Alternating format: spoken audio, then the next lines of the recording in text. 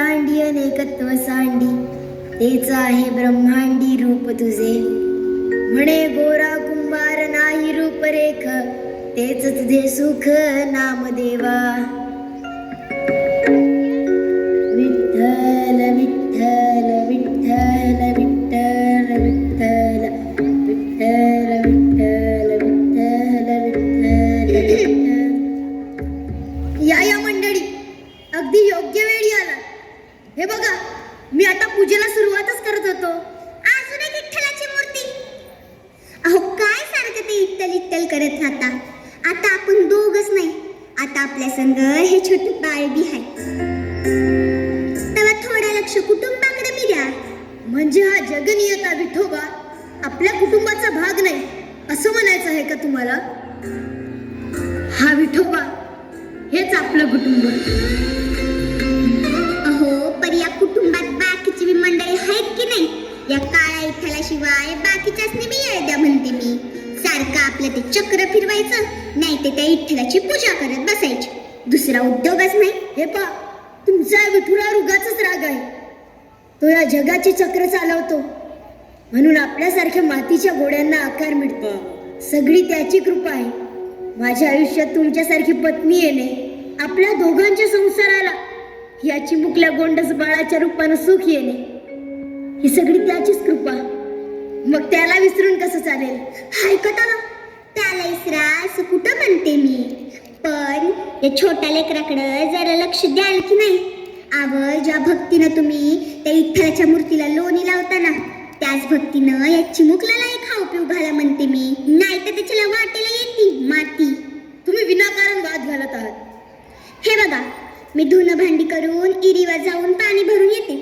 तवसर या चक्री लक्ष ठेवा. आणि हो, मी येईपर्यंत त्या विठ्ठलापाशी जाऊ नका, नाहीतर माझं पोर बसायचं रड आणि तुम्ही बसायचं भजन करत.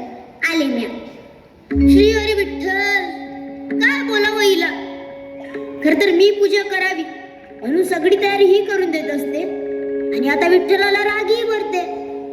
कमाल आहे वा. विठ्ठला, तुझे भक्त सुद्धा तुझ्या कारभारा इतके सणाखलने आहेत बरं. चला आता तुम्ही इथे बसा बरं, आणि आई येईपर्यंत शांत राहायचं, त्रास द्यायचा नाही. आपण दोघं मिळून विठ्ठलाची पूजा करूया.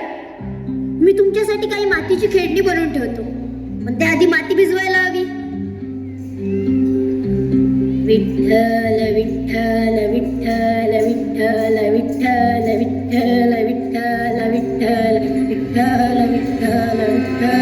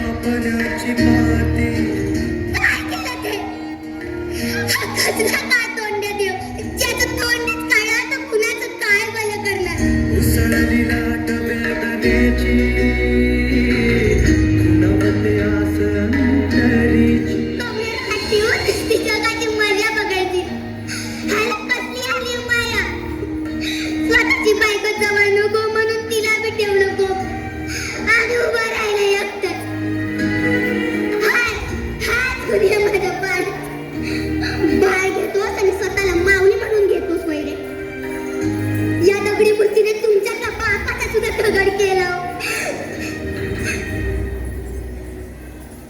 माझ्यावर विश्वास ठेव.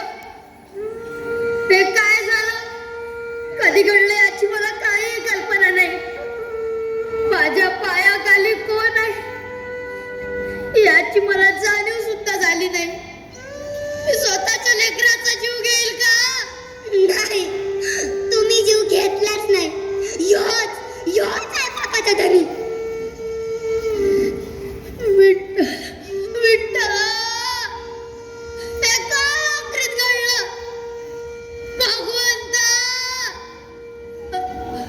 कोणत्या पापाची बळ भोगतोय आम्ही? असा कोपलास आमच्यावर. कोप करतोयस की आमच्यावर? आता एका माऊलीचं कोप काय असतो हेच तुला दाखवतो. आता ह्याला इथे ठेवायचं नाही. आता ह्याचे तुकडेच केले पाहिजेत. खबरदार मला स्पर्श कराल तर. विठ्ठला, विठ्ठला, विठ्ठला, विठ्ठला. अजून मी त्या क्रूर विठ्ठलाचंच नाव घेत आहे. जगात कोणी याचं नाव घेणार नाही असा शाप आहे का आईचा या जगाच्या बापाला. असा अनर्थ करू नकोस. उठ पोरा, तुझी भक्ती, श्रद्धा, तुझा आढळ विश्वास पाहून आम्ही प्रसन्न झालो. घरादारावर संकटाचा आभाळ कोसळलं असतानाही तुझ्या भक्तीचा आणि विश्वासाचा चिरा ढळला नाही. मला तुमचे चरण स्पर्श करता येणार नाही. माझं पोर मेलंय. माते, तुझंही भाग्य थोर. आपल्या एकुलत्या एक पुत्रासाठी तू भगवंताशी संघर्ष केलास. मग तुमचं दुःख मला कसं पाहावेल बरे? तुमच्या भक्तीचं महात्म्य जगाचे नियमही बदलते.